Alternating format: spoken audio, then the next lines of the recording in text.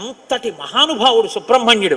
ప్రత్యేకించి ఏ కారణం చేతనైనా గర్భం నిలవక బాధపడుతున్న వాళ్ళు, గర్భిణి అయినప్పటికీ కడుపున ఎటువంటి బిడ్డలు పుడతారో తెలియని వాళ్ళు, వాళ్ళ ఆయుర్దాయం బాగుండాలనుకున్న వాళ్ళు, సంతానం క్షేమంగా వృద్ధిలోకి రావాలనుకున్న వాళ్ళు రామాయణాంతర్గతమైన షణ్ముఖోత్పత్తిని విని తీరాలి. ఇది చెప్పడం కోసమే వాల్మీకి మహర్షి ఫలశ్రుతి చెప్తూ ఓ మాట చెప్పారు.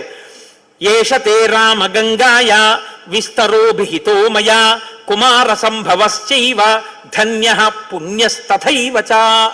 ఎవరు ఈ షణ్ముఖోత్పత్తిని శ్రీరామాయణంలో వింటున్నారో వాళ్ళకి ఎటువంటి చిక్కులు ఉన్నా అన్ని చిక్కులు విడిపోయి అపారమైనటువంటి ధన సమృద్ధి కలుగుతుంది.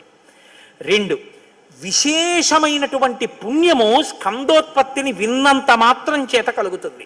శ్రీచక్రం టీవీ. ఇక్కడే ఆయన కుమార సంభవశ్చైవ అన్న మాట వాడారు. పార్వతీ పరమేశ్వరుల యొక్క కుమారుడు కనుక ఆయనకొక్కడికే కుమారః అన్న నామం.